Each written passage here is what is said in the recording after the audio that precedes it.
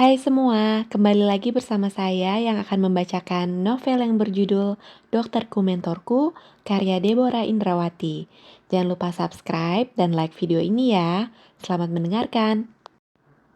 Jadi dia ngobrol sama siapa kalau datang? Tanya dokter. Sama om dan tante, karena saya tidak pernah keluar dari kamar kalau dia datang. Tapi sore itu saat dia datang sama temannya, om dan tante sedang pergi. Saya sedang duduk di teras.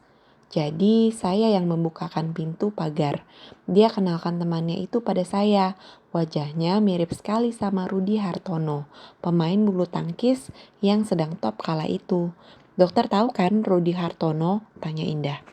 Ya, saya tahu. Siapa yang tidak tahu Rudi Hartono yang meraih juara All England, kata dokter.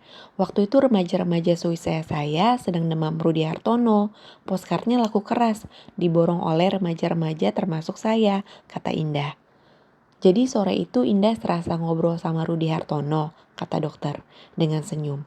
Iya, orangnya ramah sekali, tidak membosankan. Kami bercerita tentang hobi masing-masing. Ternyata hobi saya dan dia sama, sehingga obrolan makin seru. Tidak terasa sudah hampir jam 7 malam, maka Oma menghidangkan makan malam untuk kami. Tidak lama setelah itu mereka pulang. Saya antar sampai pintu pagar. Sebelum pamit, Aldi berkata, nanti boleh ngobrol lagi kan? Saya mengangguk. Begitu awalnya dok, kata Indah. Oh, jadi yang memperkenalkan saudara Om yang menginginkan Indah, tapi yang dapat temannya, kata dokter sambil ketawa.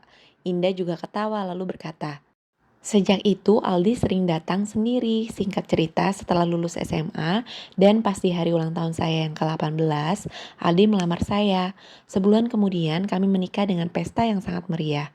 Kami berbulan madu ke Bali. Beberapa hari setelah pulang dari Bali, Aldi membawa saya pindah ke rumahnya. Kami tinggal bertiga dengan adik laki-lakinya yang bernama Aldo.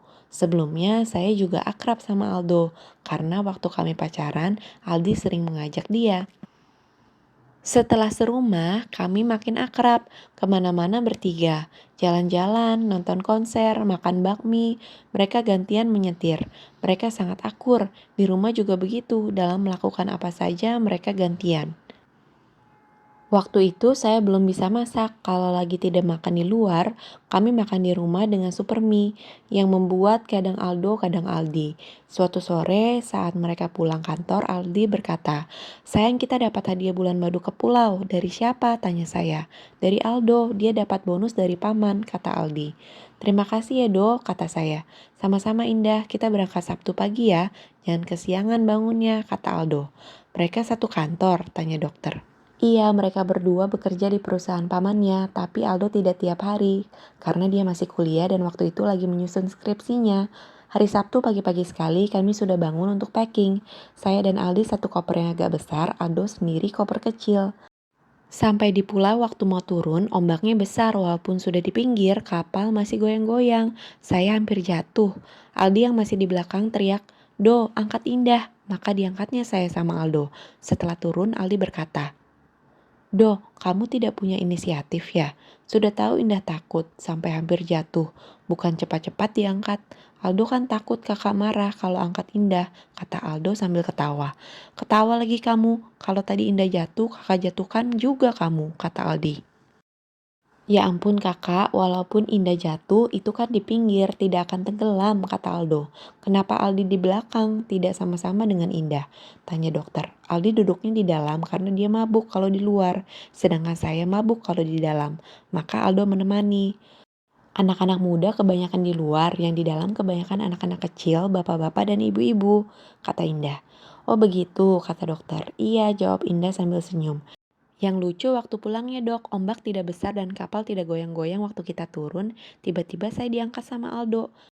Setelah turun, Aldi berkata sambil ketawa, dasar bodoh kamu dok, kapal tidak goyang-goyang, kamu angkat istri aku. Aldo juga ketawa, lalu berkata, tidak diangkat salah, juga. Lalu kami bertiga ketawa. Hari-hari kami lalui dengan bahagia. Saya sudah mulai bisa masak, belajar dari buku resep masakan. Kalau hari Minggu tidak ada rencana jalan-jalan, kami bertiga ke pasar. Masak juga bertiga. Pada bulan ke-9 perkawinan kami, petaka itu datang. Waktu itu saya sedang tidur siang, pintu kamar tidak dikunci. Biasanya juga seperti itu. Karena pernah waktu saya kunci, Aldi pulang kerja ketuk-ketuk pintu. Saya terkejut lalu membuka pintu dengan kondisi kepala pusing. Saya jadi muntah-muntah.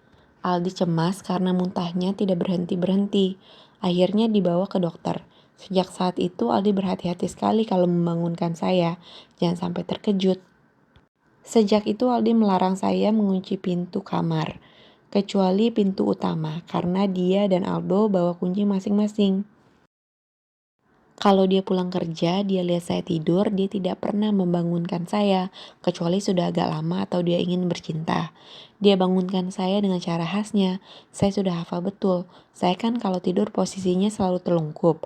Maka Aldi membangunkan saya dengan pijit-pijit betis.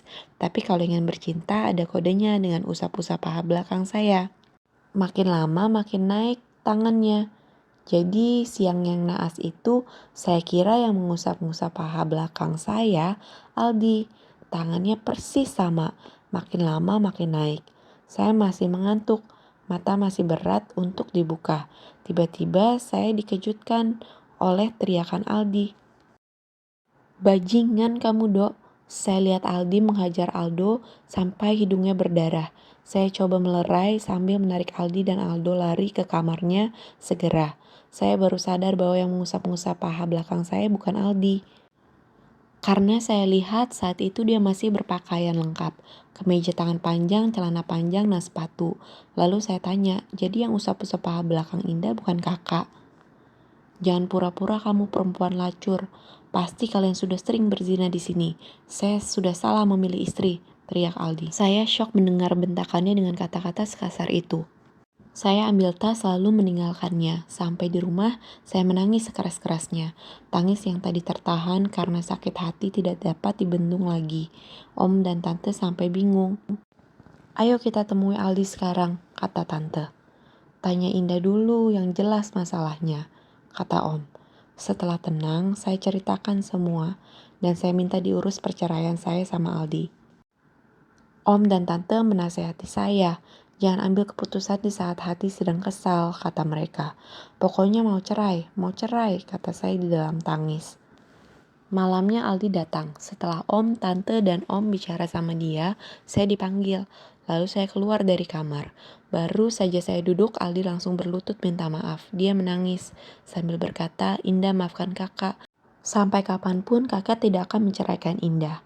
Anda kan tadi mengatakan saya perempuan lacur dan menuduh saya sudah sering berzina dengan adik Anda. Bahkan Anda juga mengatakan sudah salah memilih istri. Saya sudah tidak bisa bersama-sama Anda lagi. Karena semua kata-kata Anda itu sudah terekam di benak saya, kata saya. Itu kan kata-kata kakak saat emosi, Indah. Bagaimana tidak emosi melihat istri yang sangat kakak cintai disentuh laki-laki walaupun dia adik kandung kakak sendiri, katanya. Pokoknya Anda harus menceraikan saya. Dengan menceraikan saya, Anda dapat memperbaiki kesalahan Anda yang sudah salah memilih istri. Begitu kan ucapan Anda tadi, kata saya. Jangan anda-anda terus sama kakak Indah. Kakak kan suami Indah katanya. Anda memang suami saya sejak 9 bulan lalu sampai tadi pagi. Sekarang bukan, terhitung dari mulai Anda mengeluarkan kata-kata kasar, kata saya. Lalu saya masuk ke kamar Oma dan mengunci pintu kamar. Rasa mual mulai menyerang. Saya berlari ke jendela untuk muntah. Kepala rasanya sakit. Di luar terdengar suara Oma. Buka pintunya Indah, saya buka pintu. Aldi ikut bersama Oma. Saya berlari ke jendela dan muntah lagi.